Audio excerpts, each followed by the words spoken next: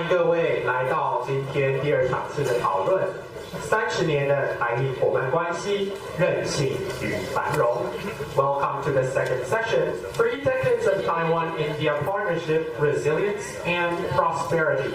场次一开始，我们先邀请台亚会杨浩执行长及博士后研究员胡莎娜博士上台发布台印关系报告书。In the beginning, we would like to invite the TAEF Executive Director, Dr. Alan Young, and Postdoctoral Research Fellow, Dr. Sana Hashmi, to introduce the report on the Taiwan-India partnership. 掌声欢迎 Let's give them a round of applause.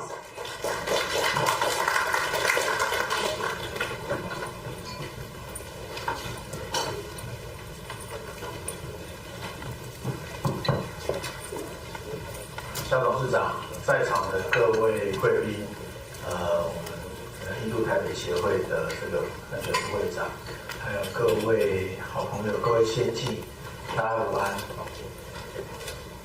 那非常感谢大家今天拨冗在很热的夏天，来到台亚基金会7周年的纪念活动，然后参加我们的论坛，除了参加开幕式之外，也留下来继续参加我们第1场跟第2场的论坛。那我想，今天这个报告书发布的这个程序，我跟大家先做一个简报。我会先做中文的说明，就是说明这个报告书的。我想在座各位手上都有一个报告书，我们会说明这个报告书的背景，然后它的重要性，以及它可以为台印关系带来什么样子的意义。然后再来，我会邀请我的同事，这个胡莎娜博士，他会用英文介绍这个报告书更细节的一些内容跟安排。好，那我想，因为时间有限，我们待会的座谈非常的紧凑，会针对台印关系的30年的过去的成果进行回顾，然后也展望未来下一个30年，台湾跟印度要怎么样，像刚刚肖副总统讲的，一起前进。那今年适逢台湾跟印度互设代表处，其实就是准使馆的这个合作30周年。那我们从去年开始，台亚基金会作为政府，作为这个新南向政策的智库，我们从去年开始就开始积极的规划，应该要有一个回顾过去的成果，跟凸显现在的这个合作关系的一个里程碑的报告书，就是这一本《Taiwan-India at 30: Charting a New Arc of Cooperation》。那这本报告书呢，我们也邀请了我们的合作伙伴机构观察加研究基金会，在新德里的这个重要的外交政策智库一起来合作，然后是由台亚基金会的肖新蒙董事长、观察家以及观察家基金会的Sami Sarang会长2位带领的研究的团队一起来编辑这本报告书。那这个报告书一共有19章。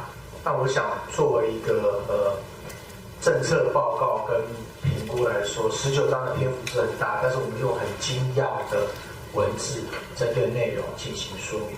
这19章里面呢，横跨了这个各种领域，包含这个国际上的战略上的伙伴关系，以及这个从新南向政策到新南向政策 Plus 里面，台印关系可以做什么事。然后还有经济的合作，我们都知道台印之间在经济上，其实过去经贸的成长非常的迅速，在新南向政策的这几年成长超过60%，所以它其实是有很惊人的成果。然后加上莫迪总理又有几个政策的这个宣示，传达他希望争取台湾的半导体供应链合作，还有包括像智慧车相关产业合作的这样子的一个动力，也强化了台湾跟印度的关系。除此之外，除了经贸、半导体跟这个合作科学，然后数位，然后甚至是安全，还有这个国会的交流，以及这个公共卫生、健康，还有 NGO、教育等等，这一些都是这本报告书里面的特色，就不像是传统的学术研究的成果，就关注在比如说社会啊、经济啊、政治比较传统的地方。我们除了那些之外，我们还有更多、更细节、更具体的这个证据，证明台湾跟印度携手同进了30年。那我要跟大家讲的另外一个重点就是，除了这些主题之外，第19章是政策的建议。这个政策的建议呢，是基于我们的作者群还有相关研究的成果，汇整出政策的方向，然后也提出具体的建议，作为智库向政府倡议的一些具体的做法，希望台湾跟印度的政府可以认真的去思考，在下一个30年，台湾跟印度可以创造什么样子的共同价值，捍卫怎么样的共同利益，以及怎么样的一起克服共同的挑战。好，我想这是我的部分，就是跟大家简报这个报告书的这个背景。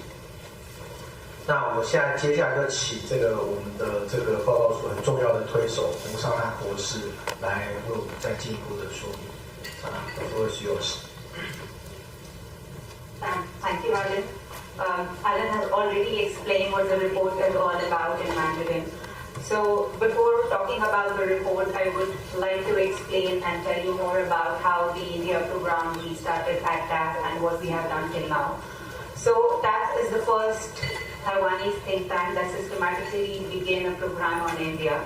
And we have been able to do a lot in India. That's the very first time that Taiwan, of course, it was primarily because of the initiation of the new Southern policy. But we were able to initiate serious discussion about India-Taiwan relationships, at least since 2020-21. Of course, the geopolitical climate did help us and did help the trajectory of our own research program. So TAP is the first ever think tank, Taiwanese think tank, to have a track 1.5 dialogue that is consistent. And this year we are going to have the third round of dialogue in Mumbai. And of course, the One China policy, the China factor has always been there, but despite that, we have been able to get officials from both sides, and we have been able to have constructive discussion, and we have got a lot of policy recommendations on Taiwan-India relationship. And of course, the relationship that you see today is very different from what it was 5 to 6 years ago. And of course, the credit goes to the government, but the credit also goes to the think tank. And of course, a lot of Indian think tanks, a lot of Taiwanese think tanks have been working on advancing this relationship. But I have to really give credit to Taiwanese Exchange Foundation. I'm not saying it because I work with Taiwanese Exchange Foundation. I also work with Taiwanese Exchange Foundation because of its determination to focus on the countries which were not really traditionally on Taiwanese radar. And I do believe that the importance of New Southern policy is something that we need to keep talking about. Because earlier the relationship about external relations of Taiwan were primarily about the US and Europe. But now, imagine we are sitting in downtown Taipei, we are talking about India, from Vice President to National Security Council officers to legislature. Everyone has this one thing to say, that we have to advance relationship with India, and I think that's a huge progress. So what are the major objectives why we focus on India? Because I think a few years ago we at TAF realized that Taiwan is understood and studied through the China lens. So this is what we started doing, that we started telling the story of Taiwan external relation through the Taiwanese lens and also Indian lens. So in fact, we have done 3 reports on India-Taiwan. That's the first joint report that we have done with an Indian think tank. We have done a report on Australia-Taiwan relations, and we have done a report on Taiwan-Southeast Asia relations. And if you look at the content of the report, of course, we have to have a China chapter, but it's just one chapter. Most of the chapters are about Taiwan's relationship, different aspects of its relationship.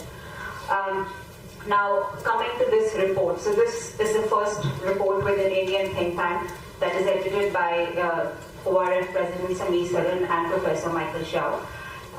We have included officials, serving legislators, and think tank community, scholars, university professors, and it covers all the aspects from a strategic relationship, China factor, people-to-people ties. So I think this is your one-stop report for anything India-Taiwan relations, and I'm very proud today. TAC has completed 7 years, and I have completed 4.5 years at TAC.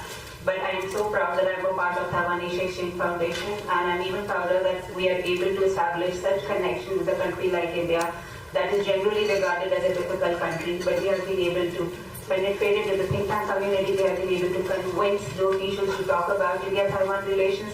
So I think this is where the role of think tanks come. And I always say that we are not just a think tank, we are also a do tank. And I think with the report on India-Taiwan relationship, with the track 1.5 dialogue, and with a lot of other things which I have forgotten, we do so much that it's just difficult to talk about everything right now. But we have been able to do a lot in India-Taiwan relations, and I am 100% sure that in times to come, we would play an even greater role to strengthen ties between India and Taiwan. So please read the report, and there are a lot of policy recommendations on India-Taiwan relations, and please do share the feedback with us. Thank you so much.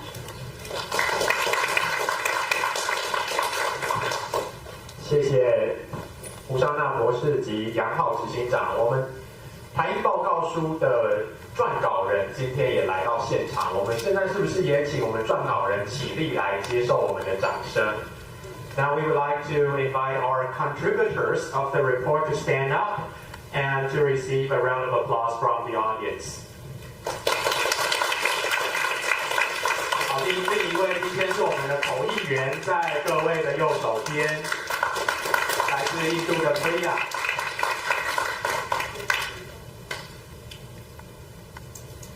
好，那我们先请2位回座 ，Please return to your seats. Thank you.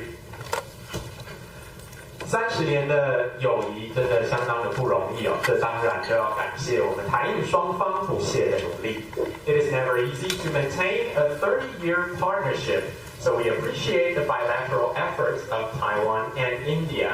现在就让我们邀请印度台北协会甘泉副会长上台致辞，为第2场次的台印伙伴关系讨论揭开序幕。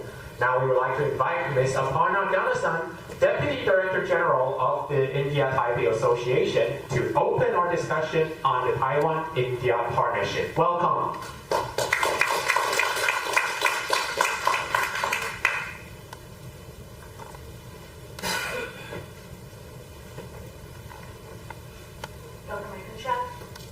Dr. Alan from TAC, distinguished guests, ladies and gentlemen. It's an absolute honor to join you today to celebrate the Taiwan Asia Exchange Foundation's 7th anniversary and to commemorate 3 decades of India-Taiwan partnership. As he rightly said, it's not easy to build this 30 years of relationship. On behalf of India-Taipei Association, I extend my heartfelt congratulations to TAEF. This year, as we mark the 30 years of the establishment of India-Taipei Association in Taipei and the Taipei Economic and Cultural Center in New Delhi, it is a moment of both celebration and calibration. It is time to reflect on the path that we have walked and to chart the contours of the road ahead. On this, I thank TAC and ORF on the report that was just launched, the Taiwan-India at 30, starting a new arc of cooperation. The report has covered most of the topics that is already existing and the potential way forward. Over the last 3 decades, India and Taiwan have built a relationship anchored in shared democratic values, economic complementarities, and cultural affinities. Our partnership today is not confined to one domain.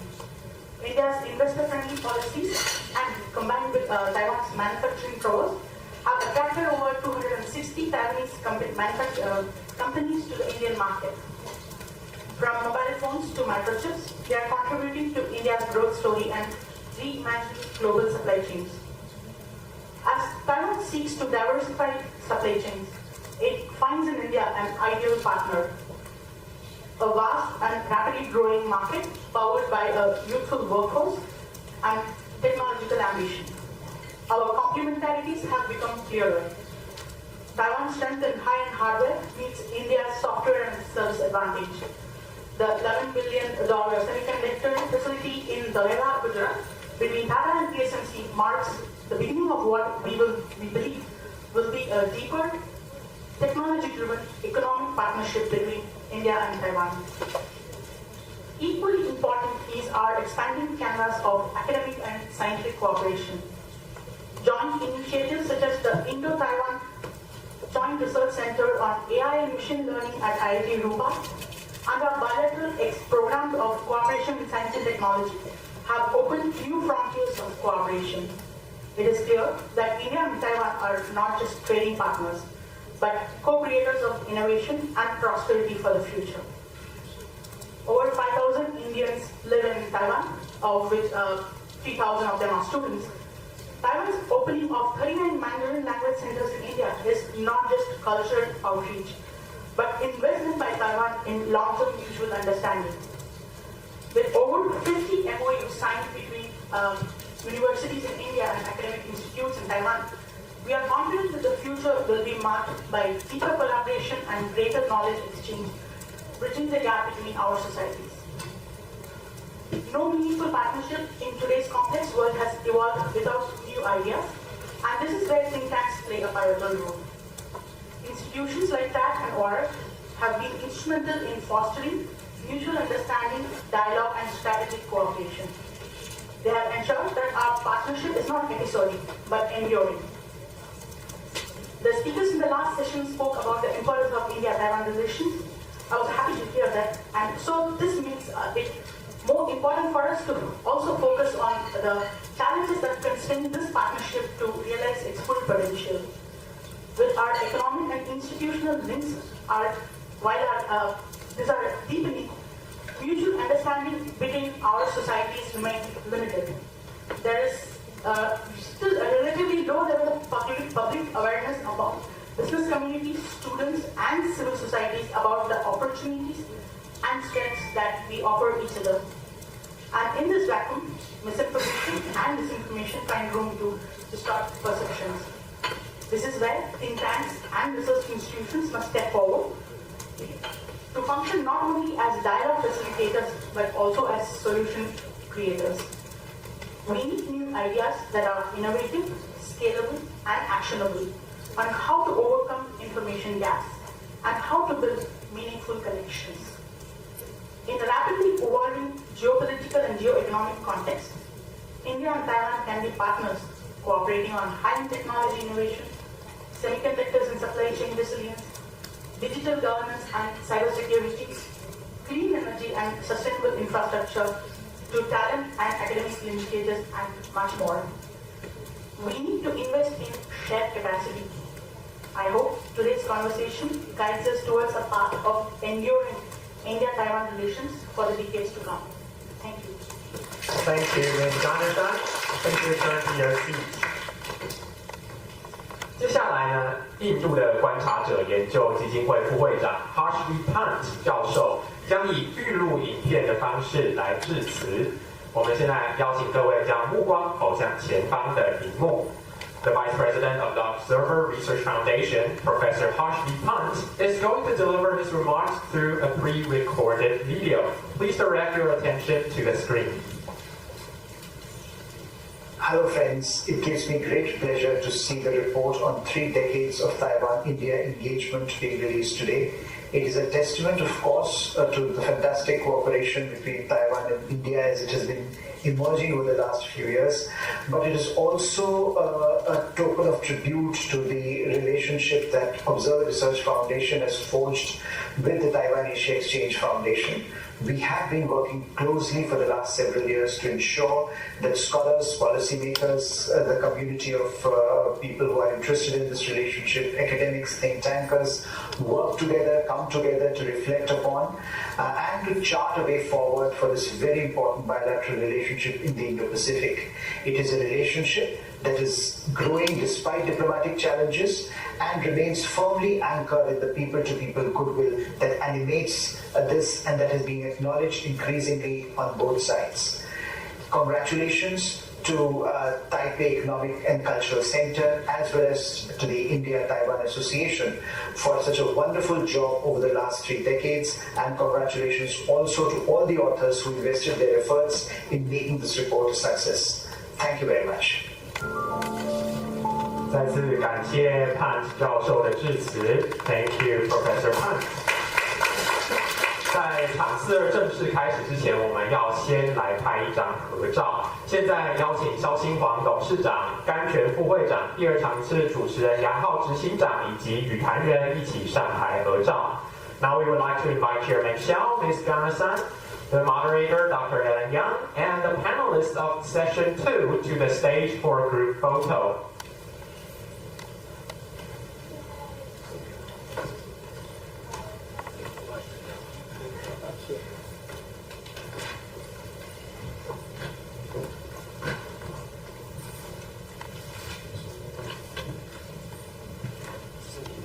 Please look to the cameras in the front. Okay, 3, 2, 1, big smile. Okay, one more. 3, 2, 1. Okay, Lincoln. 好，谢谢大家 ，Thank you everyone. Please seated on the stage.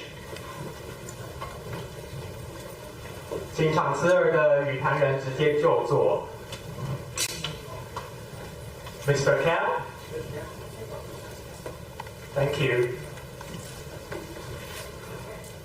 那我们第2场次的论坛正式开始的 second session now begins。现在就把时间交给本场次主持人台亚会杨浩执行长。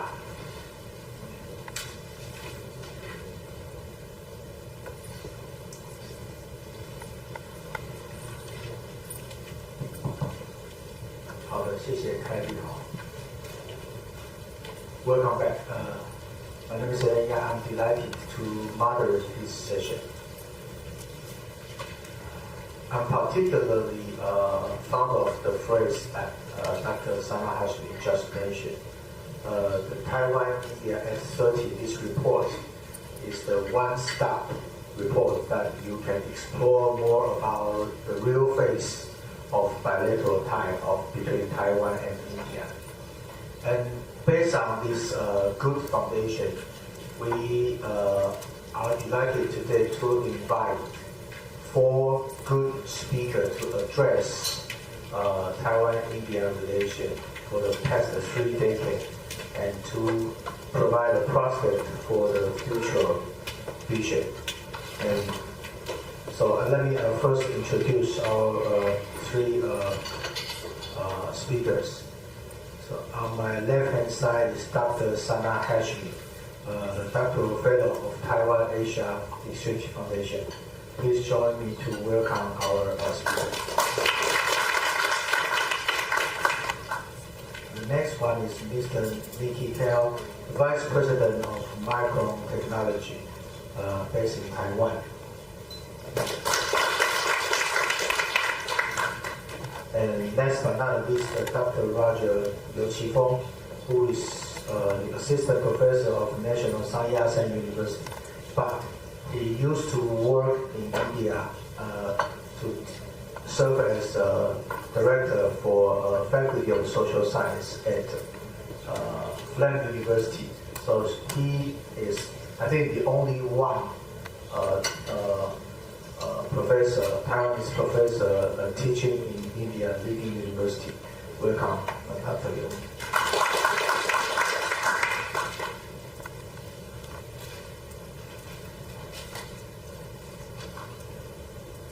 Well, it's quite challenging to me that within the 16 minutes in this session, we need to evaluate the past and also to predict what we are going to do in the next 30 years. So it's difficult for us to control the time, to manage the time, but I will try my best to narrow down to 2 questions that I'm going to raise to address to each of our speakers, so that you can focus on these questions based on your expertise and also your insight. And then we can have more in-depth discussion later. So the first question, I think echoing to the previous session that we discussed, the transformation of Taiwan's Indo-Pacific presence in terms of the priority pillar or issue of this Indo-Pacific policy or strategy. There are four specific issues or pillars. Number one is security resilience chain. Number two is democratic value chain. Number three is related to reliable supply chain, not necessarily focused on semiconductor chips. Number four is mutual help and friendship chain.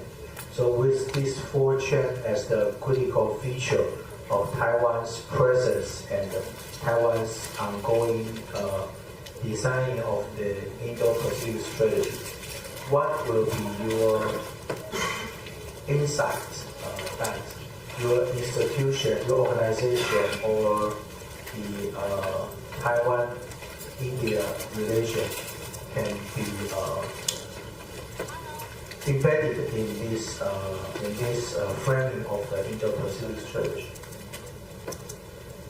So from your perspective, what kind of the role or the take that your organization can contribute or can make to these four pillars of Taiwan's Indo-Pacific strategy in terms of Taiwan-India partnership? That's the first question that I want to learn from you. And the second question will be related to the future scenario. We all learned from this report that there are a variety of issues that Taiwan has already nourished the strong tie with India in terms of trade, investment, education, soft power, digital defense, or even the awareness of common security challenge. Could you enlighten us what will be, in terms of your expertise, what will be the priority issue or and concrete mechanism of Taiwan-India partnership for enabling the new Southbound Policy Plus or Indo-Pacific strategy? So what kind of issue come up in your mind that the Taiwan-Indian partnership can facilitate the implementation of the new Southbound Policy Plus or the Indo-Pacific strategy? So with these two questions, I think I would like to learn from you and to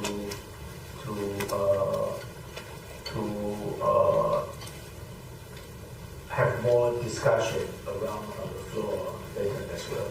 So may I invite Sana to speak first. Thank you, Alan. I don't think I'd be the best person to answer the first question because I think you're a better person to answer that question than what my organization can do. And then you all are sitting there and you know what my organization is doing on India-Taiwan relations. We have NGO corridors, and I don't want to repeat all those points that have been made before. But I think I'll focus on your second question more. I think first we need to really establish that this 30 years of IT and ECC is not a small development by any measure. And this is the very reason why we need to celebrate it and why we need to reflect on the past and what we are doing in the present and what is going to happen and what are the prospects of this relationship. There is hardly any doubt about India and Taiwan being important to each other. And I always say that this is a defining partnership of the Indo-Pacific region. And we need to work towards that. We really need to see how these two countries could come together. A lot has been achieved in the past 5 to 6 years, but I don't think we just need to be satisfied with it. A lot needs to be achieved in times to come. So why do I call this one of the most important relationships in the Indo-Pacific region? As in, I think that the answer we got in the previous session and from government officials that of course both Taiwan and India are reliable partners to each other.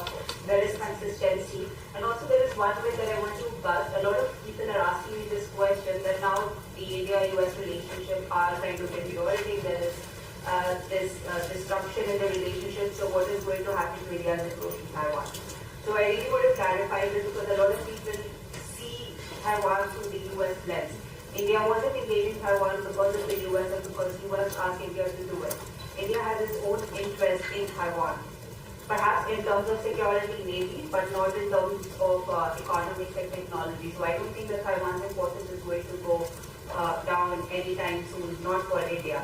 And it was not because the US, the Prime Minister Modi was very open about Taiwan, and our foreign minister was calling Taiwan a friend even in London and every place.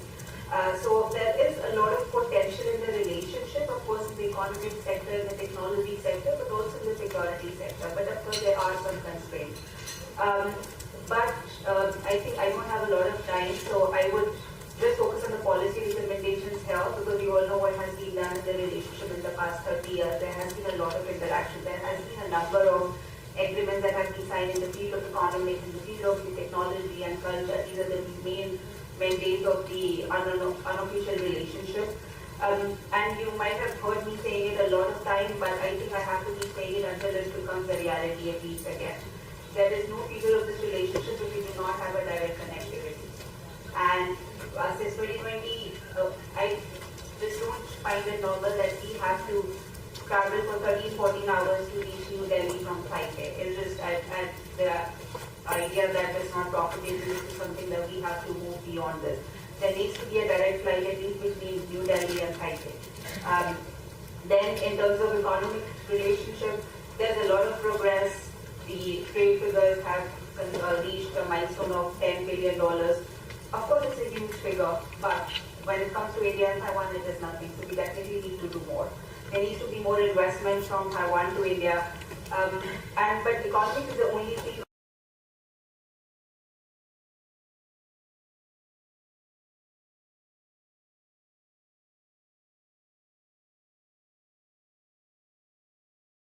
official level, at least in the areas such as disinformation, cyber, and maritime.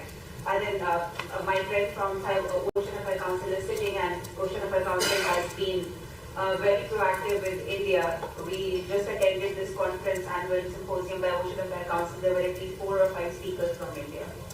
So it's just not that MOFA is focusing on India, MO is focusing on India. Ocean Affairs Council and a lot of other ministries and departments in Taiwan are also focusing on India. Then I don't think we have to be too cautious when it comes to China. We have to resume the Parliamentary Friendship Association that began in 2016, that was kind of resumed in 2020, but then we don't know what's happening with that. So we do need more parliamentary visits, we do need more parliamentary interaction. It is not government level, the parliamentarians are the representative of the people. And we can't really, and we cannot let China dictate the terms of the engagement, not for India and not for Taiwan. Then I do believe that we need to have a direct government-to-government interaction at some level, of think tank-to-think-tank interaction in the maritime affair. This is happening, but we need more. So I think what we need to do, as you asked, what is the prospect of the relationship? We need to minimize distraction. We have to maximize the convergent interest. China has been an enabler, but I think US, China, they're going to be there. But we need to dehyphenate not just from China, but also from the US. And I think this is where the new Southbound Policy Plus comes into play. That was the very first time in the history of Taiwan that there was a policy framework to primarily focus on countries such as India. So perhaps, one of the good things about that India was a priority country even within the new Southbound Policy. So now with the new Southbound Policy Plus, I think what could be further done is, apart from making it a priority country, we should also focus on major areas of cooperation, be it connectivity, be it cyber cooperation, disinformation, and maritime cooperation. I think these are some of the most important areas where we need to have more interaction and more engagement between India and Taiwan. But I think, of course, I am an advocate of India-Taiwan relations, and I do want this relationship to reach its optimum level. But I do know that there are constraints, and we need to keep those constraints and limitations in mind, and perhaps somewhere we have to manage our expectations. But I think the idea and our approach should be that we have to keep moving, because there was a lot of momentum that was built in the past 5 years, and if we don't keep working on the same path, if not doing more, but at least we have to keep doing what has been done, Because if you don't do it, the momentum, the progress that has been achieved in the past years will be lost. So I think the idea is perhaps just to keep moving and keep maintaining what we have been able to achieve, because this has a lot of potential, and it's just not about China, it's not about invasion. It's about maintaining peace and stability in the region. It's about cooperation among like-minded countries, and there's no doubt that India and Taiwan are like-minded countries. Thank you. Thank you, Sana, for identifying some key issue according to echo the second question. I totally agree that direct flight is in urgent need. If we want to facilitate the multifaceted partnership, especially in terms of education, young leader, NGO, labor, we strongly need the direct flight. And the second issue that Sana identified is she mentioned about the Ocean Affairs Council. This year, the Ocean Affairs Council organized the International Ocean Forum. India has been appearing on the radar of Ocean Affairs Council. And I would say that the new Southbound policy did bring India and other priority countries into the agenda of the key ministry of Taiwan's administrative body. We do see the possibility that maybe in the near future, the Ministry of Agriculture may consider to partner with India's counterpart for the smart agricultural cooperation and also other local farmer training capacity building program. And with the wider understanding of India as well as other priority countries in our among our various ministries, and that can really materialize a true friendship and also a strong partnership through the government to government or quasi G2G relationship. I think Sana's insight has enlightened us in this direction. Next, I would like to invite Yi. Thank you. And I fully agree with the direct connectivity flight. It's too painful to get around between Taiwan and India these days. And thanks, Sana, for taking the second question, because I didn't have much to add on the second one, but I certainly have some inputs on the first one. As I was thinking about if we were having this session 30 years ago, back in 95, how different would it be? And I think some of it would have been pretty much similar, because going back to 95, 96 time frame, Taiwan was having the Taiwan Strait crisis in the 95, 96 time frame. So China security would have been a common topic. India had its own challenges, some with security or with the neighbors, but also India was recovering from a financial crisis situation in the early 90s. So there were forces and there were things that were holding the countries back. But in the midst of it, there was another revolution happening on a global stage.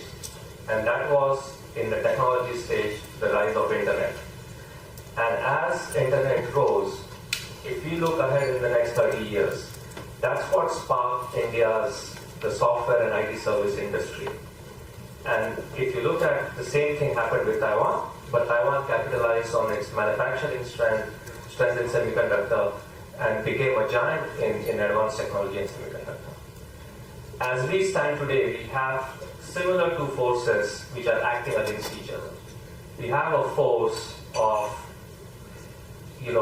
de-risking, whether it's trade wars, whether it's tariffs, whether it's just actual wars. So that's one force, and a lot of discussion around that, of resiliency. But there is also a force of taking risks and driving innovation. And what was internet 30 years ago, it's artificial intelligence that's going to take shape for the next 30 years. And I know, the previous panel and everyone, and it's very important to focus on de-risking and resiliency. But if we miss the boat on talking about the next future that AI is going to create, what made both countries successful in the last 30 years is not necessarily what's going to make both countries successful in the next 30. So a lot has been written and talked about how India has software strength and Taiwan has hardware strength, and certainly these are complementary strengths that both countries need to capitalize on. But what we are talking about the future, the supply chain for the future, and one of the things we talked about out of the four was supply chain. The supply chain of the past, whether it was PCs and phones and laptops, that has been structured and we know where it's been structured and it's difficult to move that supply chain. But the supply chain of the future devices, the future intelligent hardware, drones, autonomous vehicles, robots, that hasn't taken shape yet. And this is an opportunity to form that supply chain that's going to coexist with human beings. The devices of tomorrow are not going to be the devices of today. The security that's going to be needed, the trusted supply chain that's going to be needed, the software and algorithms that are going to be behind it, it's going to define humanity. So it's very important that the supply chain for the future is not just built upon cost and capability, but also built upon shared values and trusted supply chains. So I don't have much to talk about security and democracy, but I think this is a great opportunity for both India and Taiwan to capitalize and define that supply chain, a trusted supply chain for the devices of the future. Thank you.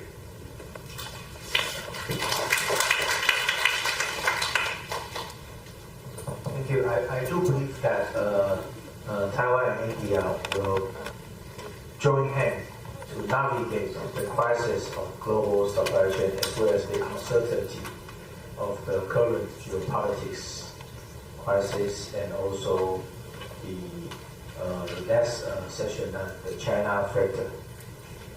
And last but not least, let us invite Dr. Roger Liu to give us your thoughts and recommendation. Dr. The floor is yours. Thank you. Well, to speak in as the last speaker, I think the best part has been covered by the previous panelists. So I will try my best to answer your two questions and within the framework that I just come up with. So we were talking about New South Wales policy years before, but we're still talking about New South Wales policy now. Although now we have a new government, and it seems that we have some kind of different rhetoric regarding the policy platform that we are going to have for different countries and different areas. However, I think they are still, the core is still the same. Now we are talking about the comprehensive diplomacies that is comprised of three parts. The first is the economic and trade diplomacy. The second one is the alliance diplomacy. The third one is the value-based diplomacy. Well, these are important, and although we don't read any new South Wales policy here, but if we apply these three pillars of what is called the new diplomacy platform on the India-Taiwan relations, we will find that actually that's still very important for us to understand Taiwan and India through the ideas of New South Wales policy. The first one is value-based diplomacy.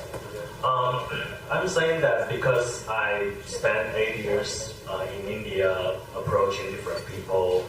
I participate in different areas of cooperation, fighting along with TAF and other think tanks in Taiwan, TECC in India, and other scholars. So I would like to share my 2 cents of mine based on my 8 years of experience spending dealing with different people. Well, the first one, value-based diplomacy among India and Taiwan. It can be a hard part because we share the same value of democracy, that's right? However, we share a lot of different values as well. For example, the way that we treat US from the Taiwanese and the Indians are different. For Taiwanese, we're highly reliant on the U.S. We adore the U.S. values and everything. However, in India, influenced by non-aligned movement and strategic alignment, actually India is more independent than ours, right? So how are we going to understand each other? Actually, when the U.S. had imposed tariff wars on different countries, you can see that Taiwan and India adopted totally different ways to deal with that. You can argue that that's because we have different economic structure. However, we have different views on the United States, and that's something that we have to understand each other, right? The second thing is the alliance diplomacy. Some panelists mentioned about this, like alliance is very important, but whose alliance? For India, Iran, Russia, these are not enemies, all right? Since they are not following the U.S. lens or perspectives to see everything happening around the world, they have different calculations and understandings of national interest. And we, as Taiwanese, we have different ones. So this is something that we have to work with each other and understand each other. And when it comes to economic and trade, it seems to be very straightforward and more, because it comes with numbers, revenues and everything, it should be easier, right? But however, well, when we are all facing the tariff challenge imposed by the new, well, it's not new, the second term of the Donald Trump administration, well, Taiwan and India has to work together because we have to examine all the assumed conditions that we have work upon, you know, that bring us all together as trade partners. Now everything has been changed. The China Plus One is still, we have to re-evaluate the China Plus One structure over there. Well, the Taiwanese companies go to India because they want to have another assembling basis. They can export their products to markets like the United States mainly, right? But now since the U.S. has imposed tariffs on even higher rate on India than in China, so how are we going to deal with that?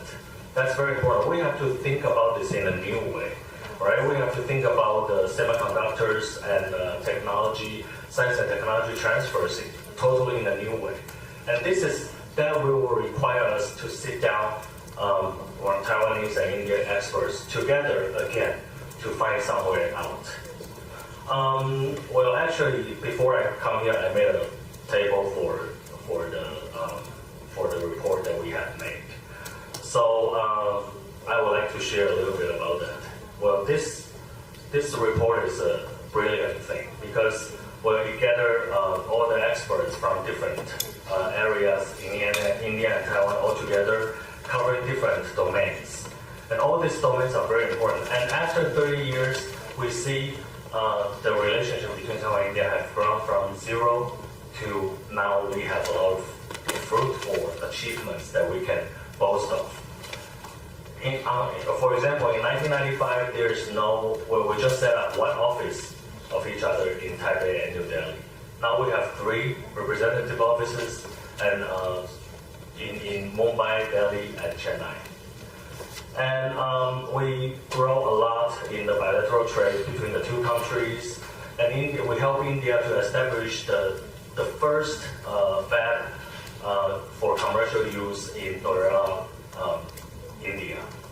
And now we have, after we sign a science and technology agreement in 2007, there are now 145 projects being unleashed, and we have established different platforms covering different things.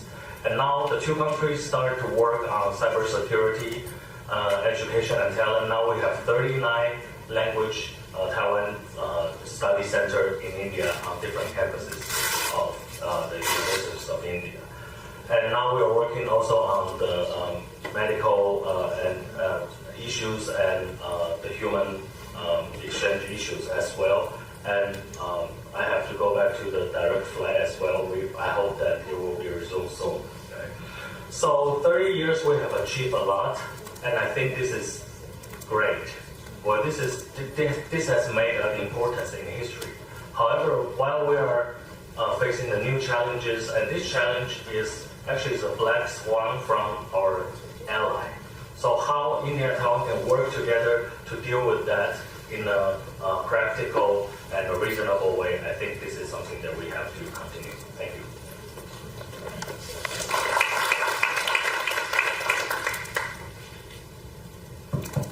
Thank you. The conversion of this conversation, I think there are two interesting issues emerging.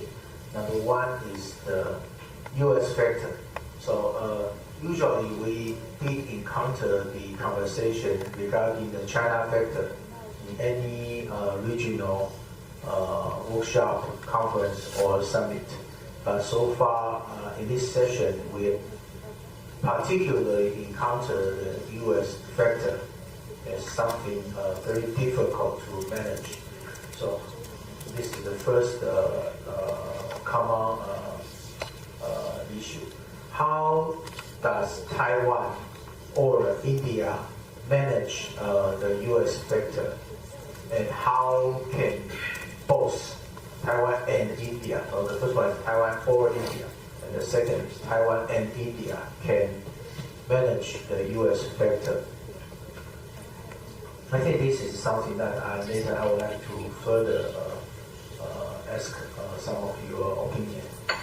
And the second issue that, as Roger just mentioned, the China plus strategy that prevailed during the past 1 or 2 decades. And as Taiwan is now considering to materialize, to advocate and materialize the Indo-Pacific strategy, from our perspective at Taiwan Asia Foundation, we propose that Taiwan's Indo-Pacific strategy should highlight the Taiwan plus strategy. It's not Taiwan plus. It's the Taiwan plus strategy and also the plus Taiwan strategy. That means if you consider Taiwan as a partner, so echoing those 14 variety of this Indo-Pacific strategy should be inclusive of Taiwan's presence, contribution, or the component as their materialization of their Indo-Pacific strategy. So these are the two things that I learned from our conversation just now.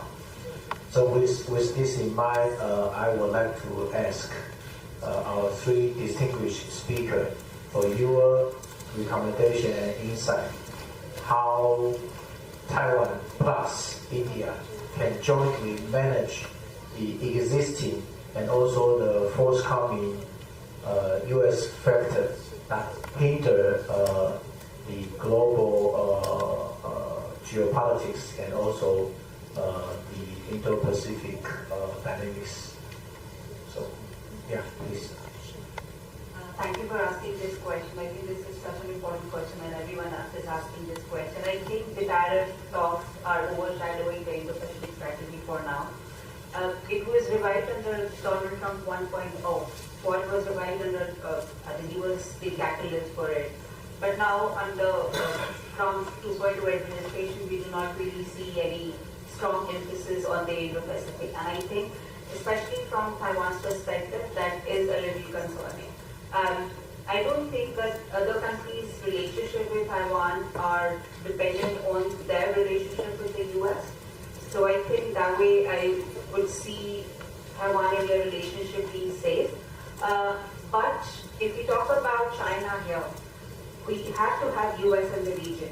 And you have to have U.S. strong presence and strong willingness to just not to defend Taiwan, but also to convince other countries in the region that Taiwan is your own concern as well. Because if you talk to countries such as perhaps Australia and India, they feel like we don't have a strong role to play here.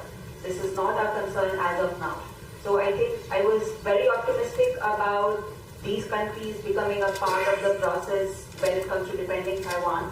But now we don't even see any mention of Indo-Pacific in the US statement by Donald Trump. And also his willingness to engage China is something I feel that Taiwan would be a collateral damage in that. So I don't think that we need to, it has to come from the US.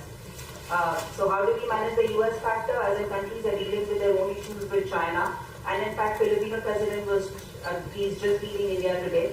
And he was very articulated, he was very candid about his approach towards China, India, US, as well as Taiwan. In fact, in India, in one of the interviews, he said that when it comes to invading, defending Taiwan, it's not that we'd be sitting on the margins, because it's about our geography and we have to defend our own territory. So imagine this is coming from the Philippines.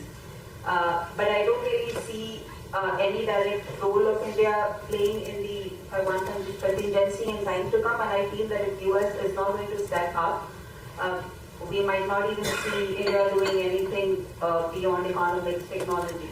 So I think US has to step up. And I think US tariff war and US accusing of India is right now misplaced. Even when it comes to Russia and Ukraine, it's not India that could resolve the issue. It's China that could actually do something. China has much more influence than India. So I feel that perhaps Taiwan has to lobby more with the US right now and see how the Indo-Pacific focus could be brought back. And we need countries such as Japan, and in Japan Forum, we were there was a Japanese speaker. He did focus on the importance of India in maintaining regional peace and stability. But we just see this coming from Japan. We just perhaps see this coming from Australia. But we also saw Australian Prime Minister was in China for their own economic interest. So I think US is still considered the security guarantors of the region, but if it doesn't step up, countries will just going to be focusing on their own interests and perhaps just be reaching out to China to see if they could maximize their outreach so that the security concerns could be managed. So I feel that it's primarily on the US. Other countries cannot really do much. But what could Taiwan and India do is to, as I said in my remarks as well, we have to dehyphenate. And if not security right now, what we could do is to advance relationship in other aspects of the relationship. And I always say, when it comes to Southeast Asian countries, when it comes to India, new Southern policy countries, these countries are not going to step up. The stakes are not going to be higher if the economic relationships are not at that level. So we also have to see, Roger talked about seeing interest from countries' lenses. So if these countries do not have interest beyond economics, beyond diaspora, they would be less inclined to talk and defend Taiwan. So I do feel that it has to start from economics, and the stakes in the relationship have to be raised.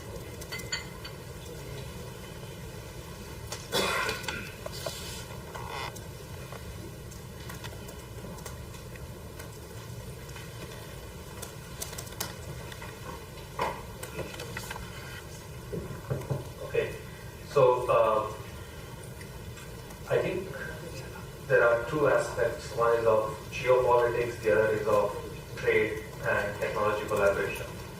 And to me personally, those two things can coexist with differences, as Roger pointed out. Some differences in values, some differences in beliefs and policies. We are talking about China and Taiwan, much differences in values, much differences in political policies. Yet, if you look at the trade, it's the largest trading partner. We talk about US and China, much differences in political values and policies. Yet, one of the top 5, if not the top 3 trading partners. India and China, similar. So to me, I think, and towards your end, Sana, you pointed out the same thing. There is security, national security and economic security. And at least on the economic security front, while some differences might exist, it's a huge opportunity for Taiwan and India to collaborate together. India on the verge to becoming the third largest GDP. A lot of consumption plays out of there. And yet, Taiwan's trade with India is not even in the top 10 of trade. So a lot has been done, a lot of collaboration has been done, but I think there is a lot more opportunity for the two countries to come together and establish partnership on the economic front while the other policies find its way.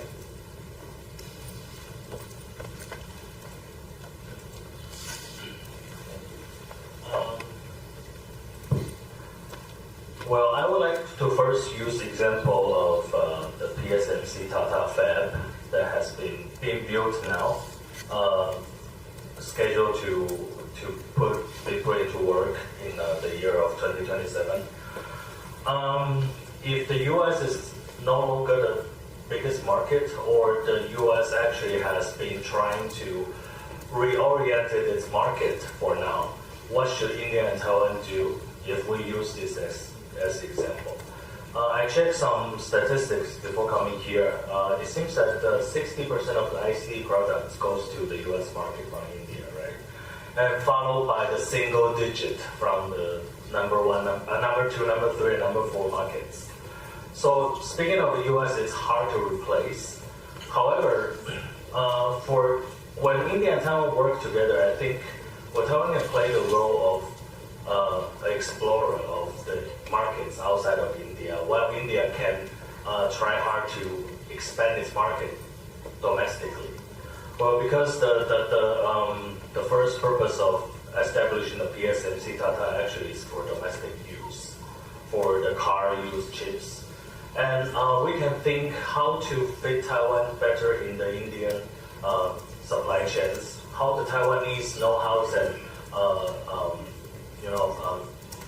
factories of different sizes, or manufacturers of different sizes from the ICT field can benefit Taiwan and India at the same time. So this is something that we have to think about. And if we want to achieve that, intergovernmental dialogue is very important.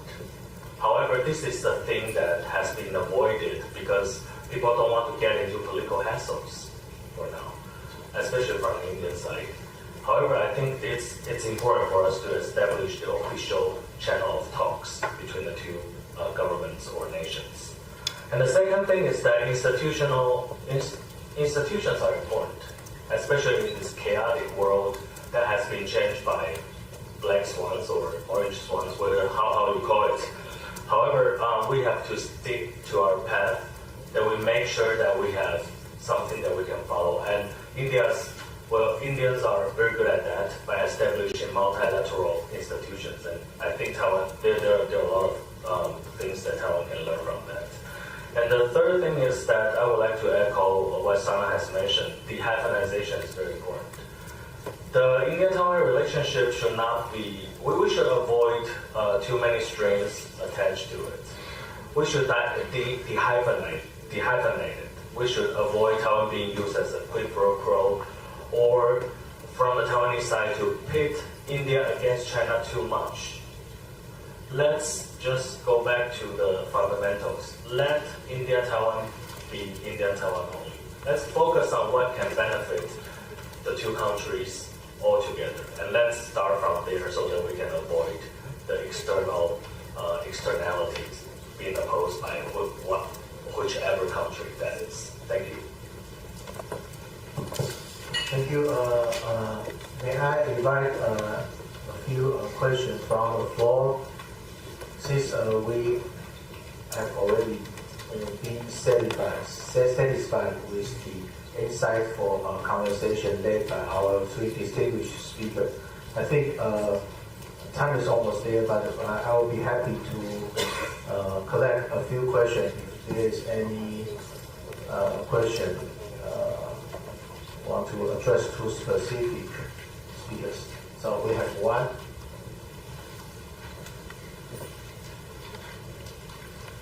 Please identify yourself and also address your question to specific speakers.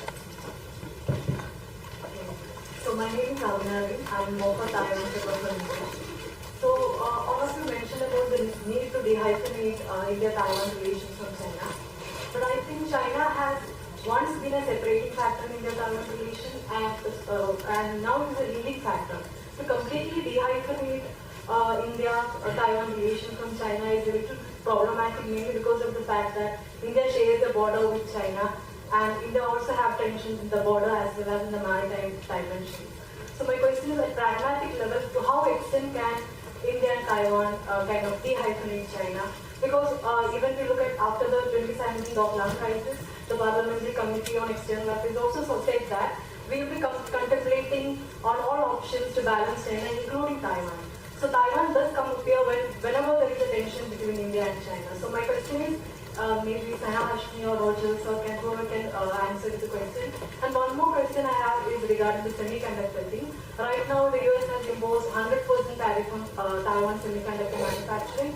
And maybe this is a time where India and Taiwan can leverage on semiconductor cooperation. But the higher import duties also kind of make other countries like Vietnam a viable partnership for Taiwan. So how can India kind of cope up with all these tensions? Thank you. Is there any further questions from the audience, from the floor? We can come to another one. Yes, please. Hi, Sasha Chopper from IDSR, also Mokla Taiwan Fellow. I think one thing that's been highlighted by the panelists and also probably every single India-Taiwan related event in the past 5 years has been the issue of direct flight, right? But we still see no progress on that. And all these sort of like other avenues for cooperation sound really, really important, but it's hard to understand how that happens without the direct flight, or without just the interchange, the easiness of having people go back and forth. And it seems like a chicken and egg situation, right? Without the direct flight, how do you enhance the cooperation and vice versa? So I'm wondering, what are the practical measures that, people in this room or people at TAF, what can be done to do this? Because we've seen China Airlines, the state-owned airline here, is been very reticent to be used for developing to sort of the non-trivialities. Let's say there's 4 times a week direct flight to Palau, but there's no direct flight with the state airline to India or to a lot of the other critical areas, such as perhaps Guam, was a big failure development of that flight. So what can be done to sort of make the Taiwanese government understand that airlines have a strategic value in that sense? Thank you. Thank you.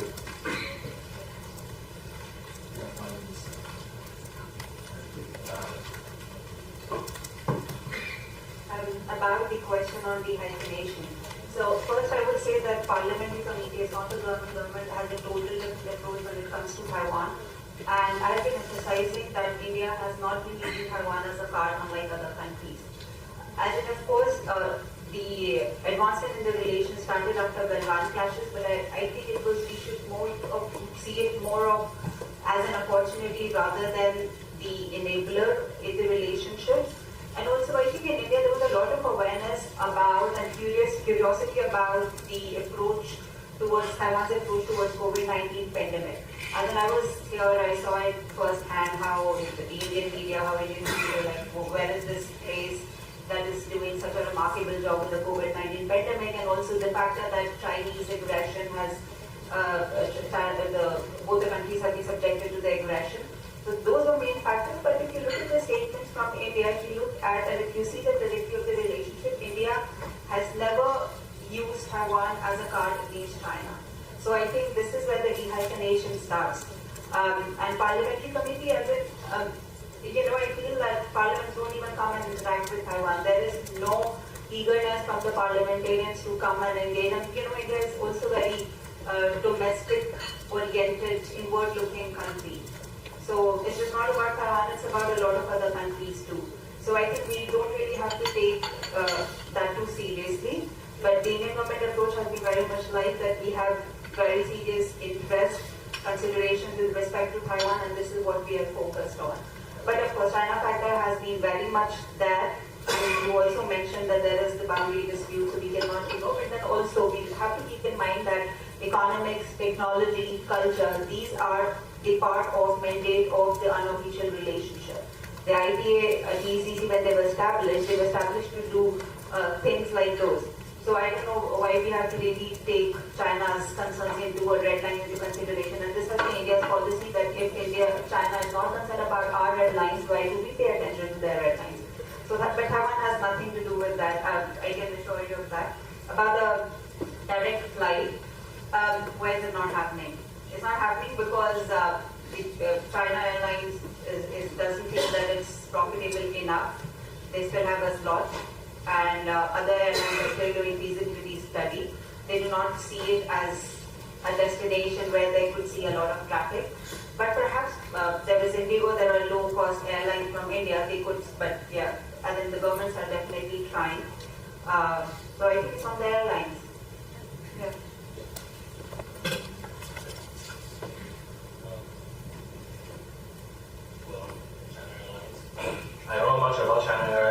next time we should invite the representatives to come here to share.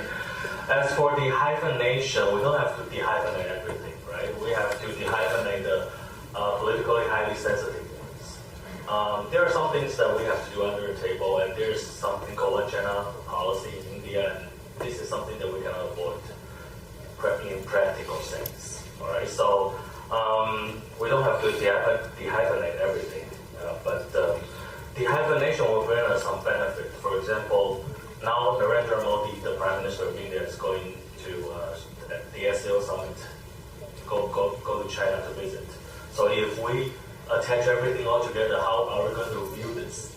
The failure of the Taiwanese policy towards India, we should not see it in this way, right? Dehyphenation will enable us to do different things all together without being bothered by something that we should not be bothered. So I think that actually is a convenient tool for us to push things forward. And as for the semiconductor tariffs, maybe later Nikhil will share some of the insider knowledge. But as I know, well, for TSMC it's not a problem because the service is 100%, but well, there's a condition. If you invest in the United States, it's zero, right? So for TSMC, it's zero, no problem for them. However, for other manufacturers of fabs or other components in the semiconductor chain in Taiwan, there might be a problem, especially for the SME, for the smaller suppliers in this supply chain. For example, ASE as the largest OSAT providers, are they going to invest in the US as well? Is it profitable? They have to think about that.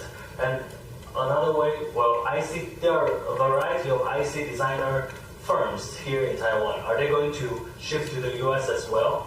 And they are definitely going to be influenced. So for the whole supply chain, we have to think about that. And if the US has been creating some kind of incentives for the Taiwanese factors or manufacturers to relocate their supply chain from Taiwan to the United States, that actually will be there will be a possible hollowing out effect for Taiwanese semiconductor manufacturing capacity, and this can be a national security problem for Taiwan in the long term.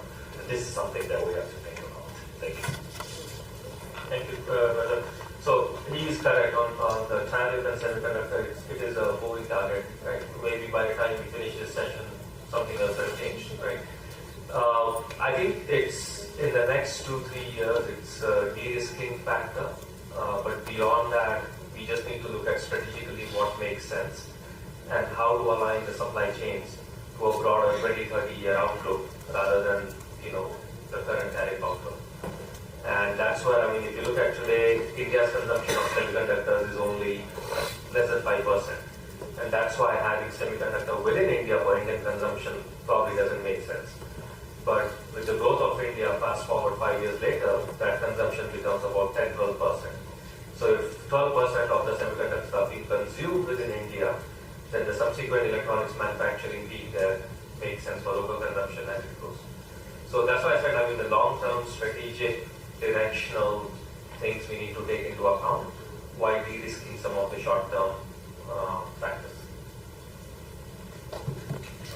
Final add-up to the friends from IMDSR, the direct flight. Yes, national airline will be the best one to carry out. But when it comes to the business interest, they will argue we need to think about the market orientation. So that market decide what is the market. That's the bottom-up process. So if we keep advocating the strong demand for the direct flight from the civil society, from the business industry sector, I think that will facilitate the realization of the direct flight soon. So let's work together. I would like to thank for our three distinguished speakers, wonderful remark and very insightful suggestion to re-evaluate the partnership of India and Taiwan for the past 30 years. And I do look forward to next 30 years cooperation to navigate the crisis and uncertainty. And with that, I will conclude this session. Please join me to thank all the distinguished speakers' contribution. 再次感谢我们第二场次的与谈人以及主持人杨执行长。Thanks to our panelists. Please return to your seats.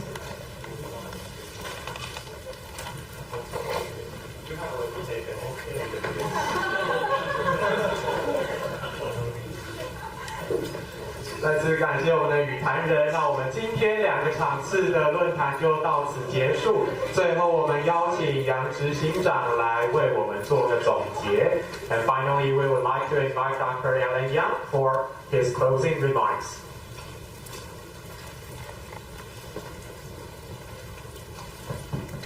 好，非常谢谢大家跟我们一起坚持到最后一刻哈。那我想我的结语会很快，因为刚刚我问了太多的问题，占用了大家太多的时间，抱歉。那我想今天台亚会的7周年哈，是一个对于台亚会来讲是一个虽然不短，但是也不长的一段旅程哈。在萧董事长的带领下，我们的团队每天都慢慢的克服很多的挑战，因为大家都知道这个印太地区的变局非常多，新南向政策也遇到很多国内国际的变局跟挑战。那我想台亚会作为一个这个新南向的政策的智库，然后我们是一个很有行动力的这个 think and do take。那过去几年来面临到很多的挑战，然后也慢慢的克服。那我们也累积了很多的伙伴跟很多的这个网络。就像萧董事长提到，就是说台亚会的这个擅长的就是促进网络跟建立联盟。那今年10月的这个印太智库的高峰会，会有很多台亚会过去累积的智库伙伴的这个领袖来访，然后也有一些是新的，愿意跟我们继续，愿意跟我们开创新的一些合作议程的朋友也会前来。那我们也会邀请大家莅临来指导，然后一起来为台湾的印太战略跟发展的方向来寻找一些出路。那最后我想提一个东西，就是今天早上萧董事长的这个欢迎词里面提到3个期许跟2个方向，2个方向就是扩展跟深化。那我先用4个交跟3个不变，还有2个更多来作为是结语。4个交是什么？我们刚刚看到这个印度跟台湾的关系，30年来有很多产业的交易，然后人民跟社会的交流，但是也有更多近年来有更多资讯的交换，然后加强我们彼此的交往，全方面的交往。这4个交是过去30年来的这个成果跟特色。那我也想在未来台印关系就像台湾跟周边新南向伙伴国的关系，绝对不会只有交易，就是不会只是 profit center， 这个 people center 的交流跟交往，全面的交往，绝对还是主轴跟这个基础。我想这个是我的这个第一个，就是432的4。那3个不变，就是我想今天的这个场合，今天的活动，大家也看到了，各位对于台亚会的支持是不变的。那这一点我由衷感谢。然后第2个是，诚如今天早上萧美琴副总统提到的，新南向政策，政府的这个意志是不变。新南向政策 New Southbound Policy Plus 这个 Plus 的不变，甚至有更多的这个扩大，这个是很重要的。然后第3个，就台亚会的组织来讲是我们在推动新南向政策跟作为重要的智库的初衷不变。好，这3个不变之下，那我们就有更多的责任。就像2018年蔡英文总统给我们2个这个任务，我们这几年就是努力的完成。那在未来下一个7年，台亚会自我期许就是我们有2个更多，从新南向政策 Plus 扩展到台湾的印太战略，我们需要有更多的努力。然后第二个更多是我们必须要交更多的朋友，然后为台湾说更多台湾的故事，才能发挥更多的影响力。所以这个是两个更多，其实是更多的更多啦。那我想今天让大家参加一整个下午的活动，有一些可以带回去的 take away， 就是一开始的3个期许跟2个方向，以及结论的时候我提到了这4个交，3个不变，还有2个更多。那以上，谢谢大家。再次感谢杨浩执行长。各位贵宾，台湾亚洲交流基金会7周年论坛到此圆满落幕，感谢各位今天的参与，期待8周年的时候再与各位相见。Ladies and gentlemen, the TAF 7th Anniversary Forum has come to a successful conclusion.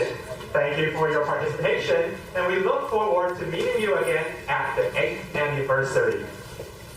在5点30分以前呢，也欢迎各位留下来自由交流。离场时请记得随身物品并归还口译机。谢谢大家，预祝各位周末愉快。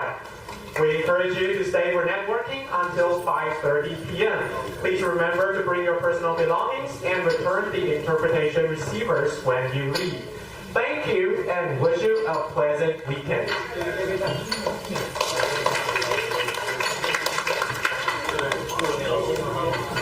如果有在饭店停车的贵宾，如果需要折抵停车，请到我们的服务台洽询工作人员。谢谢。